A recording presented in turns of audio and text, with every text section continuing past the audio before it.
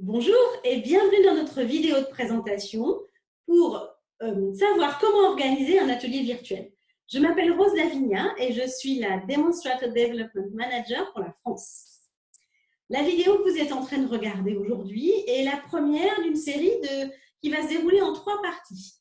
Elle aura pour but aujourd'hui de vous accompagner si vous avez envie d'organiser un atelier virtuel. Dans cette première partie aujourd'hui, je vais vous présenter les grandes lignes d'un atelier virtuel et on verra ensemble un timing, un petit peu une organisation que vous pourrez suivre si vous le souhaitez.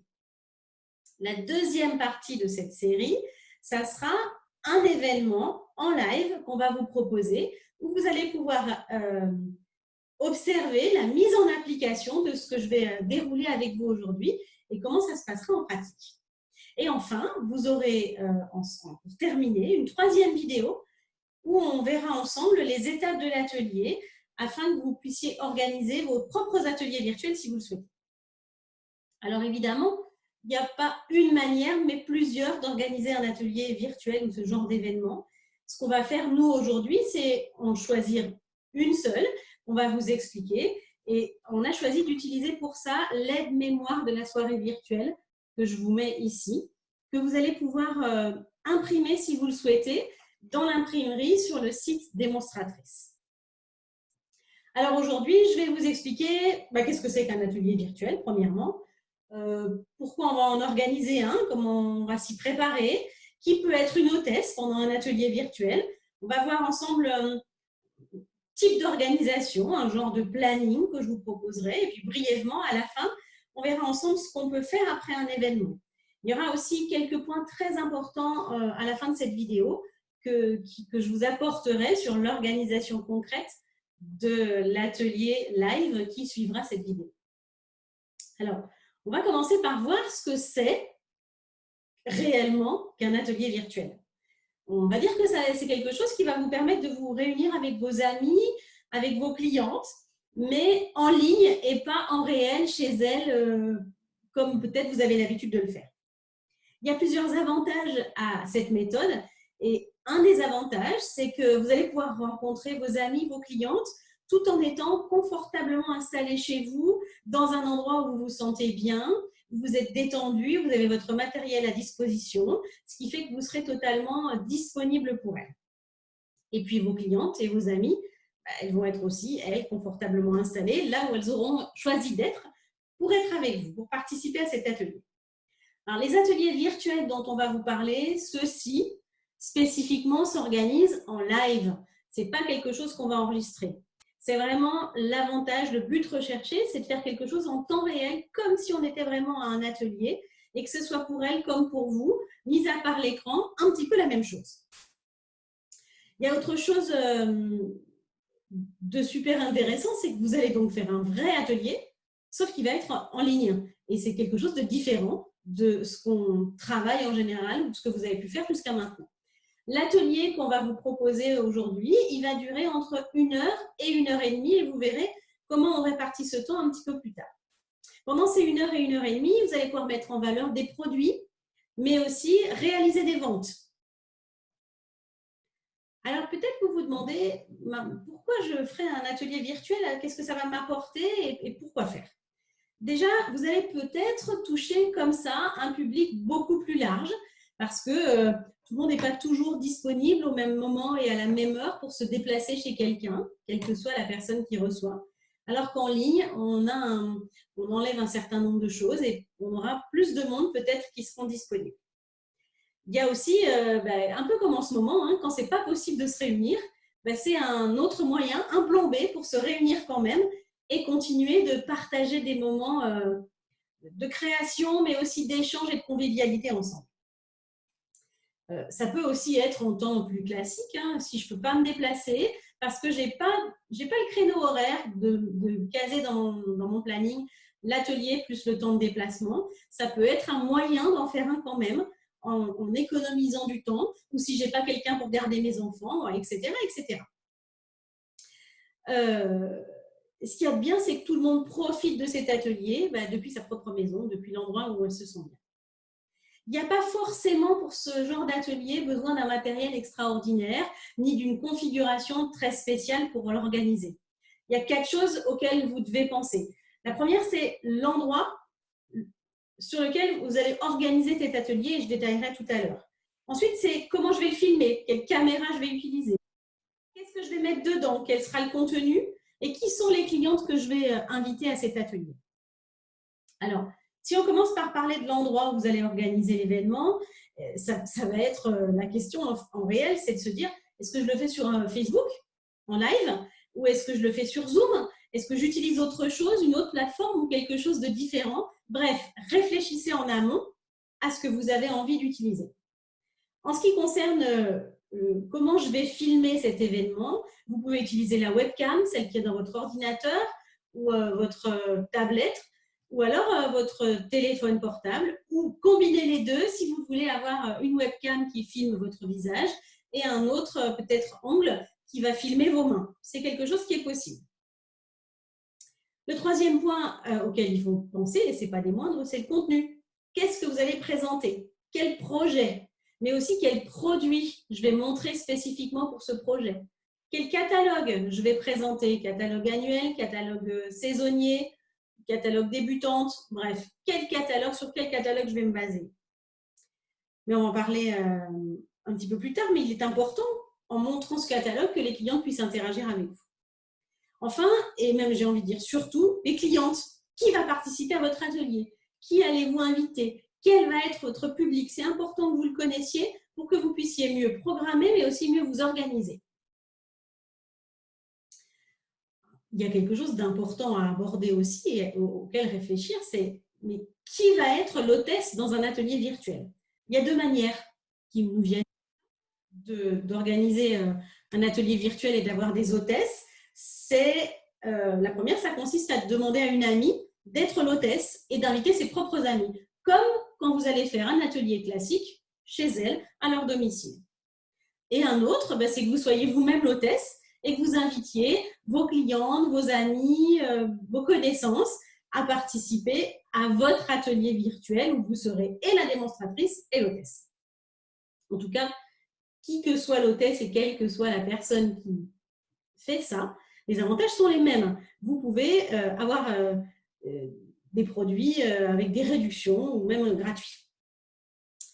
D'ailleurs, si vous voulez, mais je sais que vous connaissez ça par cœur, mais au cas où, et pour les plus nouvelles d'entre vous, à la fin de votre catalogue annuel, par exemple, pages 204 et 205, vous voyez très clairement quels sont les avantages qui sont réservés aux personnes qui deviennent des hôtesses.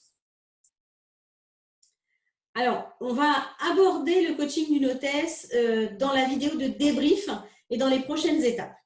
Mais si avant ça, vous êtes impatiente et que vous voulez en savoir un petit peu plus, vous pourrez trouver un certain nombre d'éléments dans Stampin' University.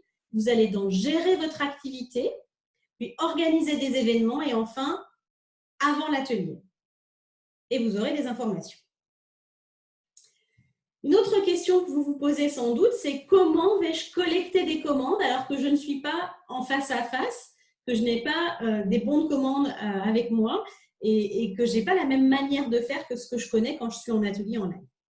Donc, il y a principalement deux méthodes. Il y en a certainement beaucoup d'autres, mais il y en a deux que je vais évoquer avec vous aujourd'hui. La première, c'est vous allez prendre des commandes aux participantes de votre atelier virtuel individuellement. Vous les saisissez toutes dans une commande d'atelier et vous allez faire expédier toute la commande directement chez votre hôtesse, si c'est une autre personne que vous, ou chez vous si vous êtes l'hôtesse. À ce moment-là, et en ce moment particulièrement, vous allez, puisque vous ne pouvez pas vous déplacer ou il n'est pas conseillé de se déplacer individuellement chez les gens pour l'instant, réemballer chacune des commandes pour les réexpédier aux clientes individuellement. Il y a la deuxième méthode qui consiste, donc je voulais terminer avec la première en disant la manière que vous aurez de récupérer les commandes, c'est à vous de voir si vous voulez avoir un contact par téléphone, par mail ou par message avec la cliente et voir comment vous collecterez vos commandes à ce moment-là. La seconde méthode qu'on peut vous proposer, c'est de générer un code hôtesse unique pour cet atelier. Alors, ainsi les clientes, elles vont pouvoir passer leurs propres commandes sur votre boutique en ligne en utilisant ce code que vous leur aurez fourni. Alors, ce code, il est spécifique à l'atelier et il va additionner les commandes individuelles au total de tout ce qu'aura commandé le groupe. Et ainsi, l'hôtesse, elle va pouvoir bénéficier de primes créatives. L'avantage de cette méthode, c'est que la commande de chacune des clientes va lui être expédiée automatiquement, directement chez elle, ou à l'adresse qu'elle aura indiquée. Une fois qu'elles auront passé toutes leurs commandes en ligne, vous allez pouvoir finaliser les primes créatives avec l'hôtesse du moment, et elle va être, elle aussi, livrée de ça. Alors, vous allez pouvoir gérer et créer un code en démarrant une commande d'atelier. Quand vous allez dans votre session, vous cliquez sur commande atelier, obtenir un code hôtesse. Et là, vous aurez un numéro qui va s'afficher directement, que vous allez pouvoir utiliser, vous allez pouvoir le partager avec vos clientes. Elles, quand elles vont aller dans leur panier, dans la boutique en ligne, alors il y a une capture d'écran ici, je ne sais pas si vous la voyez très bien, mais elles vont pouvoir du coup ajouter le code hôtesse qui leur permettra de rentrer dans cet atelier spécifique. Alors, un point sur lequel je veux attirer votre attention, c'est qu'un code hôtesse, il a une durée de validité de 30 jours. Ça veut dire qu'au-delà de ces 30 jours, vous devez avoir clôturé l'atelier, sinon vous ne pourrez pas bénéficier de l'avantage de l'hôtesse et des primes créatives. Pour nos démonstratrices du Québec, dès que la boutique en ligne sera disponible pour vous, vous allez pouvoir vous aussi utiliser cette technique. Mais en attendant ça, vous allez pouvoir continuer ou réfléchir à comment vous voulez procéder pour collecter vos commandes et vos règlements et utiliser la commande atelier que vous utilisez habituellement. On va maintenant parler de l'atelier en lui-même. Il y a plusieurs manières, je vous l'ai dit tout à l'heure, d'organiser un atelier virtuel. Ce qui est important, c'est que vous puissiez vous inspirer de ce qu'on vous a dit là ou d'autres choses peut-être, mais que ce que vous allez faire, ça vous convienne, ça vous corresponde et ça fonctionne pour vous. Ça, c'est le plus important. Moi, je vais vous expliquer comment en faire un en vous basant sur ce fameux calendrier qui est dans cette aide-mémoire que je vous ai déjà fait voir tout à l'heure. Mais évidemment, ce n'est pas gravé dans le marbre et on peut l'adapter à soi-même. On doit l'adapter à soi-même. Évidemment, si vous utilisez cette aide-mémoire, ce pense-bête, vous pouvez cocher les choses, l'avoir à côté de vous et cocher les choses au fur et à mesure que vous les faites pour vous rassurer si besoin et si vous êtes nouvelle, être sûr d'avoir passé un certain nombre d'étapes. Donc, le premier élément sur cette liste, ici en haut, c'est de créer un événement Facebook ou encore un groupe Facebook qui vous permettra d'inviter les clientes. Si vous ne savez pas vraiment comment procéder, vous allez pouvoir aller sur la nouvelle page qu'on vient de créer pour vous qui s'appelle « Interagir et apprendre ». Vous verrez que dans l'espace démonstratrice et dans la page d'aide pour Facebook, il y aura des informations qui vous seront données et ça sera une excellente ressource pour vous pour apprendre et configurer Facebook et créer tout ce qu'on vient de groupe et tout ça. L'étape suivante, ça va être donc créer ce code hôtesse dont je viens de vous parler il y a quelques instants. Ensuite, on va aller dans notre aide-mémoire et on va rentrer dans la 4e case qui dit « Gérer, créer et compiler le contenu pour la page de l'événement et établissez un calendrier de publication ». Alors, la création d'un contenu, c'est très, très important. Ça va vous aider aussi à donner envie à vos clientes et à ce qu'elles se sentent impliquées, à ce qu'elles soient enthousiastes et à ce qu'elles participent activement à votre événement. Si vous ne savez pas par où commencer, il y a pas mal de conseils sur cette aide-mémoire. Je ne sais pas si vous le savez, mais au cas où, il existe une page dans l'espace démonstratrice pour chaque catalogue. Mais oui, vous le savez, bien sûr, vous le savez. Mais je vous le rappelle alors. Dans cet espace, vous allez pouvoir trouver, par exemple, des vidéos, des flyers ou des idées de projets avec des produits du catalogue et ça peut vous inspirer, vous donner des idées pour le projet que vous voudrez créer. Alors, si vous voulez vous y rendre et vous en inspirer, vous allez sur votre session dans « Actuellement » et « Promotion en cours » et vous trouverez tous les éléments dont vous avez besoin. Si vous montrez des projets pendant votre événement, il faut aussi réfléchir à tout ce que vous allez voir partager avec elles. Par exemple, des photos, des projets, de votre projet, mais peut-être des leurs quand elles les auront réalisées.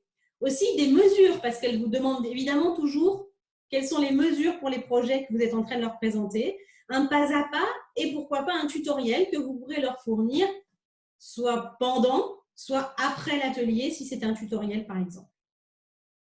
Vous pouvez aussi imaginer que vous allez faire des tirages au sort ou créer une animation avec quelque chose, un produit à gagner ou quelque chose comme ça. Je vous demande d'être attentive et de réfléchir à ce qui est raisonnable et à ce qui va rentrer dans votre budget. Ce n'est pas la peine de faire quelque chose d'énorme pour faire plaisir. Elles aiment les choses simples et elles aiment beaucoup ce qui vient de vous surtout. Alors par exemple, et c'est pour ça que je dis ça, des cartes que vous aurez faites et que vous pourrez leur montrer. Ou alors avec des projets simples, un peu plus élaborés. Vous pourrez aussi leur proposer des embellissements, quelque chose qu'elles pourront ajouter à la création qu'elles feront et qui leur apportera une touche personnelle. C'est quelque chose qui est assez peu coûteux et qui va quand même stimuler et récompenser vos clientes. Encore une fois, soyez attentive aux frais de port qui vont s'ajouter au montant déjà du budget que vous allez avoir prévu pour cette animation. On va maintenant parler du timing et de l'organisation.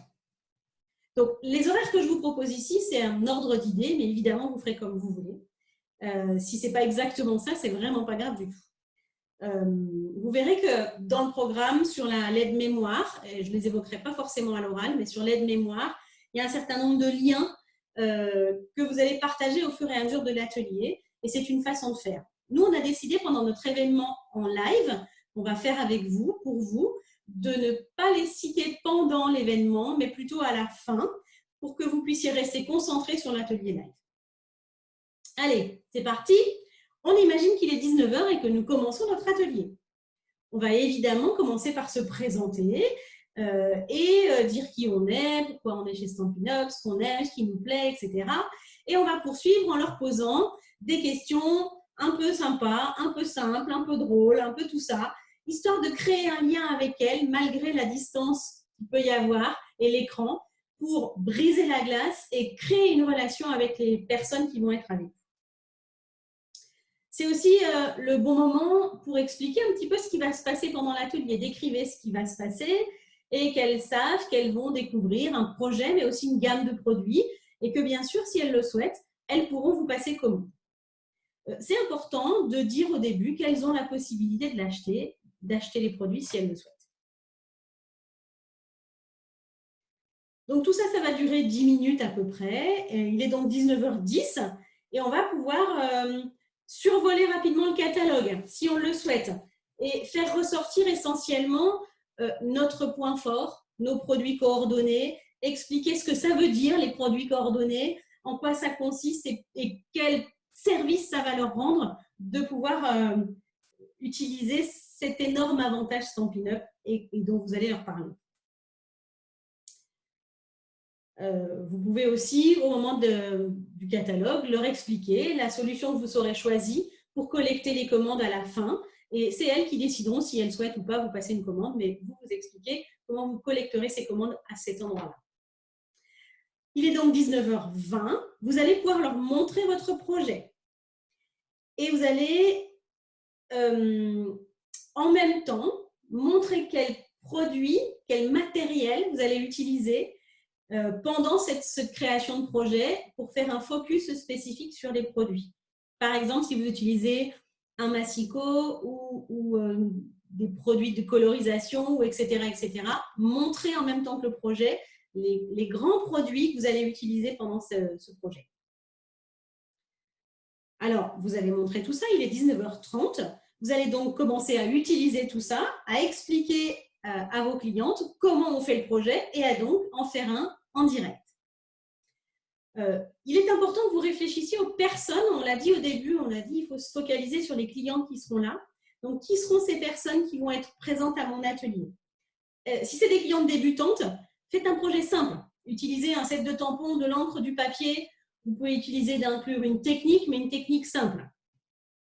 Si c'est des clientes occasionnelles, vous allez pouvoir inclure un outil, une technique ou un produit supplémentaire. Par exemple, les poinçons, c'est parfait pour ce type de cliente. Évidemment, si vous avez en face de vous uniquement des clientes passionnées, là, elles voudront tout voir. Vous allez pouvoir montrer plein de techniques et surtout des techniques plus élaborées, plus avancées et beaucoup de produits parce qu'elles auront la facilité de vous suivre. Vous pouvez aussi proposer un projet simple que vous faites en direct et montrer une déclinaison plus élaborée en évoluant de ce qu'on peut en faire, en allant un petit peu plus loin et en utilisant nos produits coordonnés. Et par exemple, voilà, pour les occasionnels, on utilise telles coordonnées, on peut faire ça. Et pour nos clients qui connaissent bien loisirs créatifs et qui sont des scrapeuses avérées, vous avez ce produit-là qui est possible de faire aussi. Et je pourrais vous l'expliquer plus en détail une prochaine fois, par exemple. On a fait toute une partie technique, c'est le moment de se détendre. Alors, on peut reposer une question rigolote, quelque chose, pensez à elle, et faites-les rire, stimulez-les, parce que bien sûr, il y a la créativité, tout ce que vous aurez fait avec elle, mais il y a aussi tout le lien et toutes les relations que vous allez avoir et le bon moment que vous aurez créé à être ensemble et que vous allez partager. Après ça, on va imaginer qu'il est possible que ce soit un moment intéressant pour faire ce qu'on appelle un appel au rendez-vous.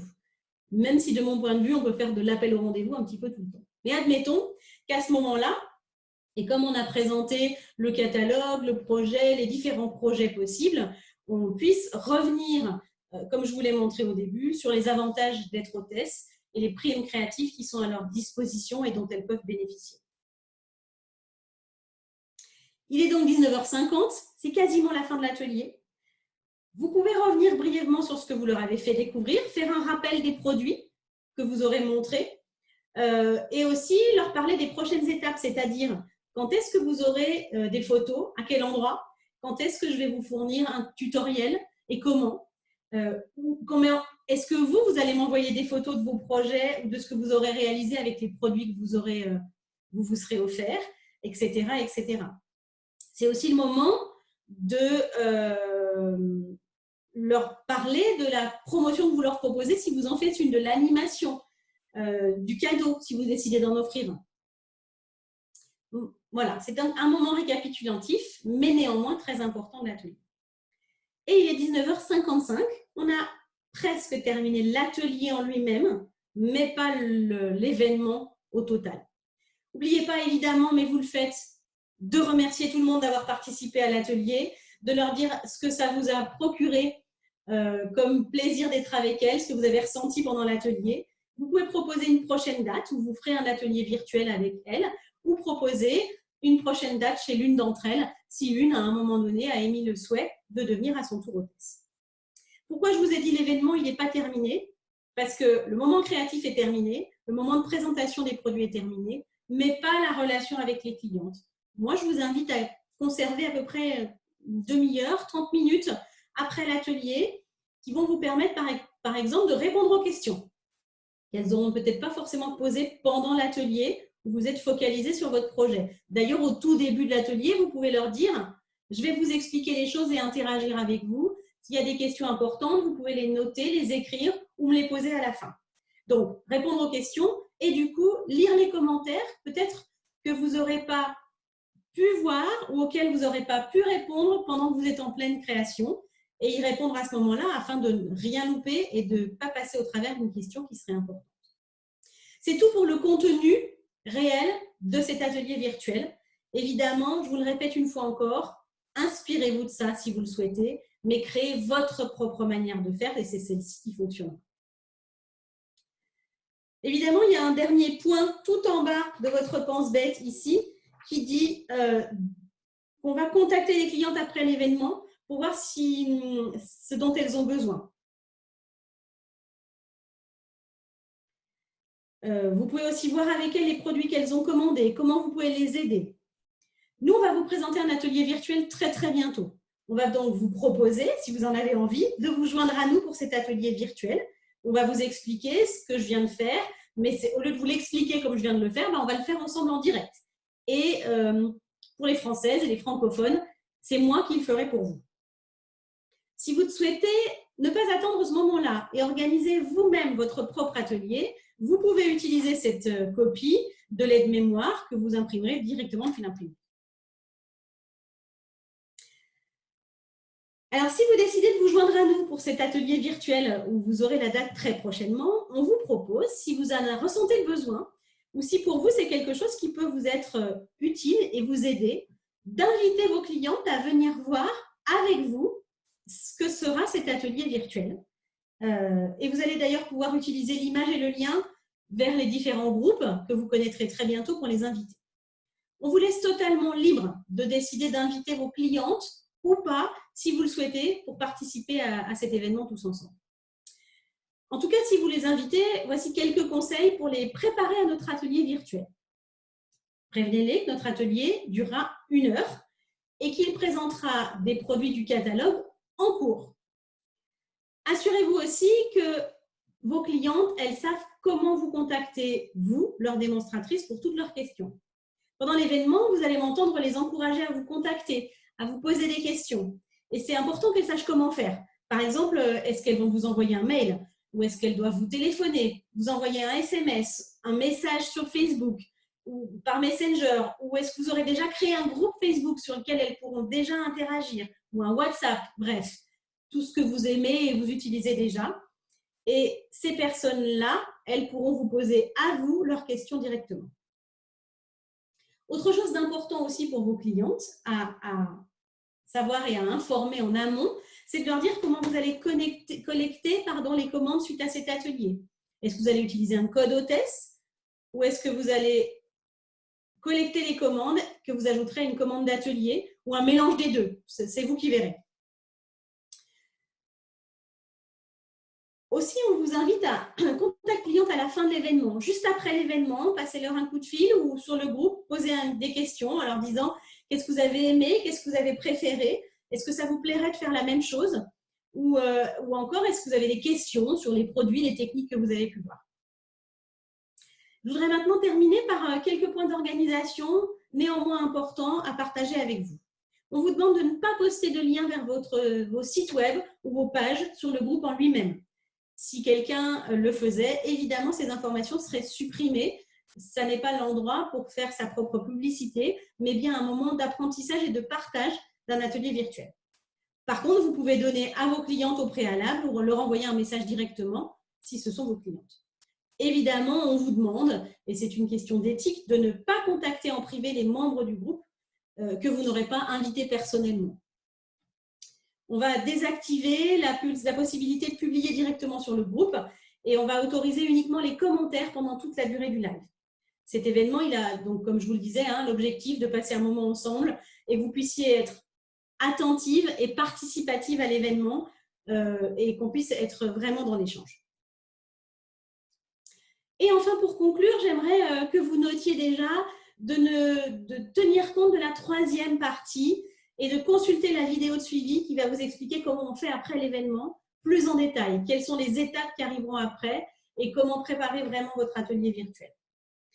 On a un nouveau catalogue qui arrive dans quelques jours et c'est le moment idéal pour faire ce genre de choses et vous lancer, vous jeter à l'eau. En tout cas, je vous remercie beaucoup de vous être joints à moi pour cette vidéo et je vous dis à très très vite pour la section en live où vous me verrez faire des créations pour vous.